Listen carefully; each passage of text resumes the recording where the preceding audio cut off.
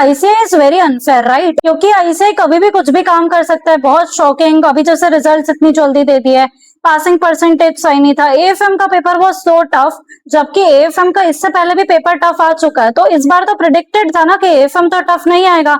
Again उन्होंने इतना out of the box paper दे दिया एएफएम का। बहुत गलत करा ना आईसीआई ने, इतने कम स्टूडेंट्स पास करता है, उनका चेकिंग सिस्टम भी सही नहीं है, साथ ही में पेपर इवेल्युएशन नहीं करके देते हैं ढंग से, और बहुत सारी मिस्टेक्स रहती है, बहुत सारे क्वेश्चन अनआंसर्ड रह जाते हैं। आईसीआई कितना गलत करता है ना यार हमारे साथ, आईसीआई बहुत गलत है राइट। अगर आप इस चीजों को सुनना चाहते हो तो ये वीडियो आपके लिए सही नहीं है। हम कभी और आईसीआई की कमी निकाल लेंगे, लेकिन आज की वीडियो उन स्टूडेंट्स के लिए जो खुद की गलती समझना चाहते हैं, बिकॉज ऑफ द फैक्ट कि जो भी आईसीआई कर रहा है स्टिल कुछ परसेंटेज ऑफ स्टूडेंट्स तो क्लियर कर रहे हैं ना, तो आप उन परसेंटेज ऑफ स्टूडेंट्स में क्यों नहीं आ पा रहे हो? बिकॉज आप तो सिर्फ कंप्लेन करते रह जाओगे, और जिनको क्लियर करना है वो तो क्लियर कर लेंगे। सो हमेशा शुगर कोटेड बात करना सही नहीं होती है। आज की वीडियो सिर्फ उन स्टूडेंट्स के लिए जो कि अपनी मिस्टेक्स को फाइंड आउट करना चाहते हैं, ना कि किसी के लिए कंप्लेन करना चाहते हैं, और ना ही सिस्टम में कुछ गलतियां ढूंढना चाहते हैं।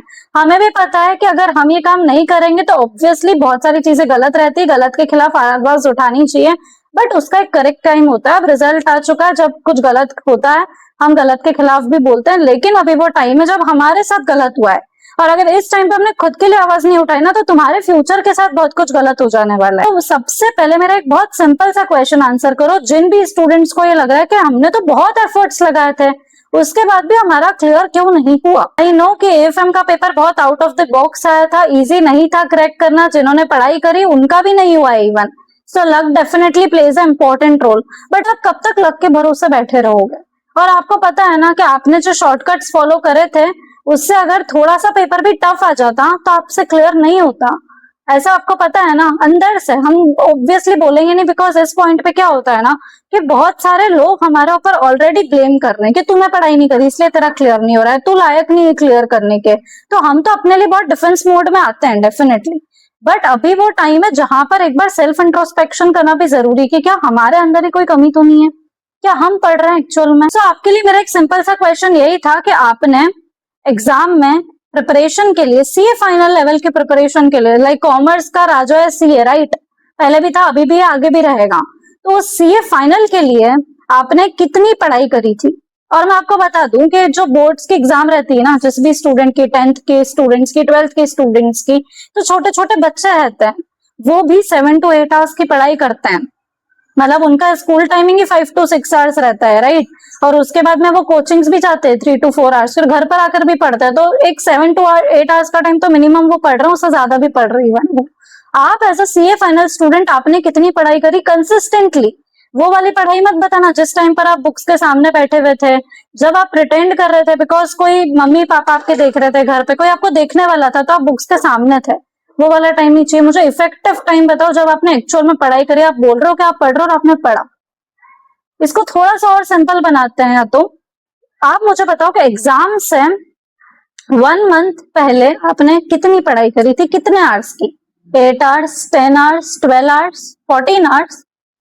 बिकॉज आपको ऐसा लग रहा है ना कि यार ये जो वीडियोस हमने देखी थी कि इन्होंने 40 डेज में क्लियर करा, लाइक मैंने 40 डेज में क्लियर करा, मैंने ये वीडियो बनाई राइट, और वो एकदम सच है। पहले भी वो सच थे, आज भी मैं बोल रही हूँ सच, हमेशा सच रहेगी क्योंकि वो सच था। बट आपने उसमें अगर सुना हो तो मैंने ये भी बोला कि मैंने 16 आवर्स की पढ़ाई करी थी लास्ट 40 डेज में consistently without having any break, कोई इमोशनल ब्रेकडाउन नहीं, क्योंकि मेरे साथ भी वो सब प्रॉब्लम थी।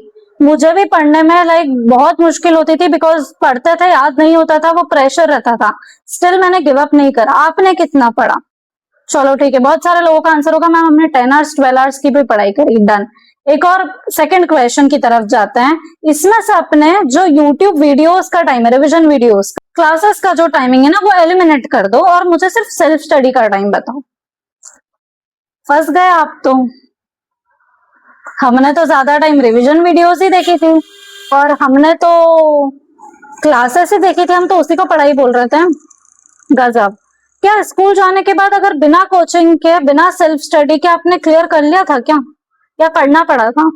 जो आप स्कूल जाते थे ना वही काम आप क्लासेस में भी बैठकर करते हो, और स्कूल में तो कोर्स बहुत कम था, अभी तो बहुत ज्यादा कोर्स है, तो आपको कितना भी अच्छे से क्लासेस में रिवीजन वीडियोस में समझ में आ जाएगा, बट आप जब तक खुद से प्रैक्टिस करके नहीं देखोगे तब तक आपको कैसे समझ आएगा? चलो ये भी ठीक है। अब थर्ड क्वेश्चन की तरफ जाते हैं। आपके कितने नंबर ऑफ रिविजन्स हुए थे? नंबर ऑफ रिविजन्स मतलब आपने जो भी ग्रुप के लिए अपियर करा था, आपने उसको कितनी बार रिवाइज करा था जो एक बार पढ़ा था, और कितना % पोर्शन सिलेबस आपका कवर हुआ था? एटलीस्ट 3-4 टाइम्स तो वही होगा ना, तभी तो आप बोल रहे हो कि आपकी प्रिपरेशन हो गई थी, राइट? 3-4 टाइम्स तो हुआ होगा, और आपने फिर उसके बाद में जब भी 3-4 रिविजन्स करे, आपने एलडीआर क्वेश्चंस हर रिविजन के साथ चूज करे होंगे, आपने उसको क्वेश्चंस को सॉर्ट करा होगा, और अल्टीमेटली वो 1.5 डे वाला जो रिविजन है बिफोर एग्जाम्स वो आप करके गए होंगे।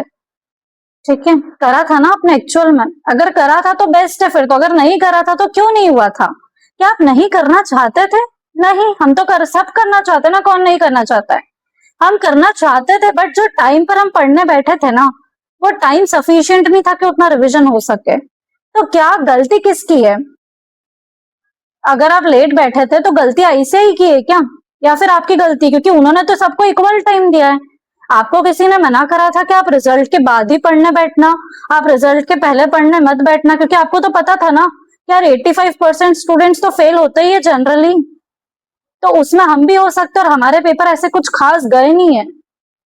और एक बार वो कोई मिस्टेक चलो गलती से रिपीट हो गई, बट एक्चुअल में अगर आप सीरियस हो तो आप रिजल्ट्स के पहले क्यों नहीं पढ़ना आपने स्टार्ट करा? चलो वो भी आपकी तरफ से अगर आप जस्टिफाई कर रहे हो। एक और क्वेश्चन मैं आपसे पूछती हूँ, आपने कितने नंबर ऑफ टेस्ट दिए थे? टेस्ट, मॉक टेस्ट आते हैं, आरटीपीज आती है, एमटीपीज आती है, टेस्ट सीरीज होती है, आपने टेस्ट लिखे होंगे ना? और अगर आपने टेस्ट लिखे थे तो आपका कितना परफॉर्मेंस था, कितना स्कोर आ रहा था? 50, 55, 60 तक तो जा रहा होगा ना, ज्यादा तो हम एक्सपेक्ट नहीं कर रहे सी एग्जाम से, तो 55 अराउंड तो रहता होगा मिनिमम, तभी तो आप इतना अश्योर्ड थे कि आपकी एग्जाम्स क्लियर हो जाएगी। और तभी तो आपकी कोई गलती नहीं है, गलती तो आईसीआई की है कि वो सही चेक नहीं कर रहे हैं हमारा पेपर्स, और वो जिसको निकाल रहे हैं वो गलत निकाल रहे हैं। हम तो डिजर्विंग है। ऐसा नहीं है कि इन सब के बिना भी, मैं वापस बोल रही हूँ, ऐसा नहीं है बिल्कुल भी कि इन सब के बिना भी एग्जाम्स क्लियर नहीं होती। मेरी खुद की हुई है, I agree on that, but इसमें लक फैक्टर का भी इन्वॉल्वमेंट जरूरी है। मेरे साथ हो गया वो चीज, ठीक है, बट अगर मेरा नहीं होता ना क्लियर, अगर मैं फेल हो जाती, तो मैं सेकेंड बार ये सेम चीजें वापस नहीं करती कभी, क्योंकि मैं सीरियस हूँ अपने करियर को लेके, मुझे सीए बनना था। और मैंने पढ़ाई इसलिए नहीं करी क्योंकि उस टाइम पर भी मैं अपने करियर वाइज ही कुछ सोच रही थी। मैं यूट्यूब पे बहुत एक्टिव थी, मैं आगे का कुछ प्लान कर रही थी, मैं बिजनेस कर रही थी। मैं उन सब चीजों को जस्टिफाई नहीं कर रही हूँ, आप भी कर रहे हो, बट एक बार अगर मेरे साथ वो चीज हो जाती ना कि यार मेरे रिजल्ट पे वो फेल आ गया, तो मैं सेकेंड टाइम ये सेम मिस्टेक्स वापस कभी भी नहीं करती। क्या आपने वो काम करा है? कितने टेस्ट दिए और कितना परफॉर्मेंस था आपका, उसमें क्या था, और कौन से टेस्ट दिए? क्या आपने खुद ने इवेल्युएट करा था? अब मुझे एक बात बताओ, कोई पेपर मैंने ही लिखा है, मैं ही इवेल्युएट कर रही हूँ, क्या मुझे ऐसे की मार्किंग स्कीम पता है? पूरा सजेस्टेड आंसर मेरे सामने रहेगा, बट मुझे पता ही नहीं है कि एक्चुअल में मुझे खुद को कितने नंबर देने चाहिए, क्योंकि मुझे उस चीज का आइडिया ही नहीं है। मैं तो एक स्टूडेंट हूँ, तो वो सामने सजेस्टेड आंसर होने के बाद भी मैं प्रॉपर इवेल्युएशन नहीं कर पाऊंगी। और बहुत सारे लोग तो इतने महान रहते हैं, वो पेपर्स लिख रहे हैं और वो चेक भी नहीं करते, उनको वो देखते भी नहीं है वापस की गलती क्या हुई, किस पर काम करना है, वो बस पेपर्स लिखना ना, तो वो पेपर्स लिखते जा रहे हैं। और कुछ लोग उससे भी सुप्रीम लेवल पर होते हैं, वो क्या करते हैं, जैसे ही नहीं आता है ना कुछ, तो वो देख लेते हैं आंसर्स को बीच में, या फिर वो 1.5 डे में रिविजन नहीं करते। आपने खुद को 10 दिन दिया और आपने बोला रिवाइज करूंगा प्रॉपर और टेस्ट लिखूंगा, तो आपके नंबर आ ही जाएंगे ना। बट यहाँ पर मेजर प्रॉब्लम इसी एग्जाम्स की वो है कि 1.5 डे में आपको रिवाइज करना है, और जो आपने 1.5 डे में रिवाइज नहीं करा ना, वो आपको एग्जाम में याद नहीं आएगा। और वो चीज एकदम से एग्जाम में नहीं होती है। आप सोचो कि मैं एक बार रिवीजन करके डायरेक्टली एग्जाम में अपियर कर लूं और 1.5 डे में रिवीजन कर लूं, आपका रिवीजन कभी कंप्लीट ही नहीं होगा। चलो एक और नेक्स्ट क्वेश्चन, अगर इन सब क्वेश्चंस का आपने यहाँ तक आंसर दिया है, तो अब लास्ट क्वेश्चन का मेरा आंसर दे दो। क्या आपने कोई एबीसी एनालिसिस या इंपॉर्टेंट टॉपिक्स फॉलो करे थे? और क्या आपको अपना पेपर एक्चुअल में, मैं बाकी लोगों के जैसा, या फिर मैं जहां से आपने वो पेपर या एबीसी एनालिसिस फॉलो करा था, मैं उनका वेरिफिकेशन नहीं पूछ रही हूँ कि इस एबीसी एनालिसिस में से या फिर इस स्ट्रेटेजी में से कितने नंबर का एग्जाम में है। मैं पर्सनली ये क्वेश्चन आपसे कर रही हूँ कि क्या आपने जो इंपॉर्टेंट टॉपिक से इंपॉर्टेंट क्वेश्चंस को फॉलो करा था, क्या उसमें से आपको अपना पेपर लगा, क्या वो आपकी प्रिपरेशन के लिए, क्या वो एग्जाम्स क्लियर करने के लिए आपको सफिशिएंट लग रहा है? अगर नहीं लग रहा है तो फिर आप उसको वापस से फॉलो क्यों कर रहे हो, और आपने पहले फॉलो क्यों करा था? Again because of lack of time. तो कहीं ना कहीं हर चीज का पॉइंट एक ही पर आ रहा है कि कंसिस्टेंसी नहीं है। टाइम हमेशा इनफ होता है, अभी भी जो हमारे पास टाइम है वो इनफ है एग्जाम्स को क्लियर करने के लिए, टाइम कभी भी कम नहीं होता है। बट टाइम कब हो जाता है, पूरा साल भर होने के बाद भी अगर आप कंसिस्टेंट नहीं हो तो आपको वो टाइम कम लगेगा। कुछ लोगों के पास सिर्फ 2 मंथ्स होते हैं, कुछ लोगों के पास मेरे जैसे सिर्फ 40-45 डेज होते हैं। हम उसमें भी कंसिस्टेंट रह के एक दिन को 2 जैसा बनाकर उसमें भी क्लियर कर लेते हैं।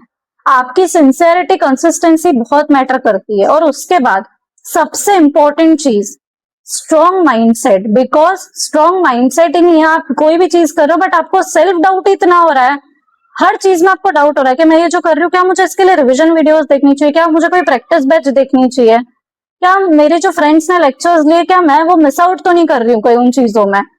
और कोई भी हम काम शुरू करते हैं, कोई भी हम प्लान फॉलो करना शुरू करते हैं, 1 या 2 दिन हम उसको मिस कर देते हैं और अगले दिन से हम सब्जेक्ट ही चेंज कर लेते हैं पढ़ने का, हम स्ट्रेटेजी चेंज कर लेते हैं। पेशेंस तो है ही नहीं, पेशेंस बिल्कुल जीरो है अपने अंदर।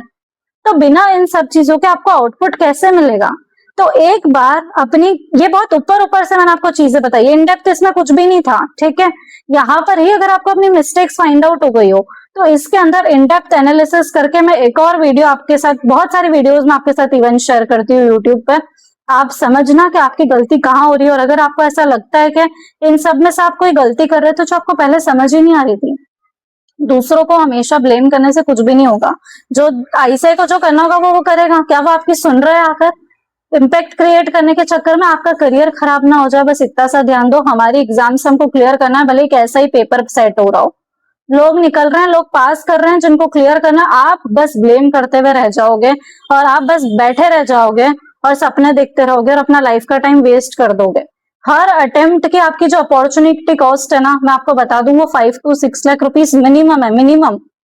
तो ये जो छोटा सा अपना दिमाग आप लगाते हो ना कि यार मैं जॉब कर लेता हूँ, इतना मैं सेव कर लूंगा, इतना मैं अर्न कर लूंगा, 20, 30, 40,000 भी पर मंथ अगर आप अर्न कर रहे हो ना, आपकी अपॉर्चुनिटी कॉस्ट हर अटेम्प्ट की मिनिमम 5 to 6 लाख जा रही है। उसके बाद आपका आगे का ग्रोथ भी इससे इम्पेक्ट होती है। जितने आपको अटेम्प्ट्स लग रहे हैं वो सब काउंट होंगे बाद में। तो आप देख लो कि आपको क्या काम करना है, ठीक है। अगर आपको ऐसा लगता है कि कंसिस्टेंसी में, प्लानिंग में, स्ट्रेटेजी में कहीं पर भी आपको कोई जरूरत है, आप डेफिनेटली मेंटोरशिप के लिए एनरोल कर सकते हो, मुझसे कनेक्ट कर सकते हो। सो आज की वीडियो अगर आपको पसंद आई हो, वैसे ज्यादा पसंद नहीं आएगी क्योंकि थोड़ा ज्यादा ब्रूटल ऑनेस्ट हो गई ना मैं इसमें, लेकिन ज्यादा शुगर कोटेड बात करने से सिर्फ डायबिटीज होती है, अच्छा वो नहीं रहता है बिल्कुल भी, ठीक है। आज की वीडियो अगर पसंद आई हो तो वीडियो को लाइक करना ना भूले, चैनल को सब्सक्राइब करना ना भूले। So thank you so much for watching.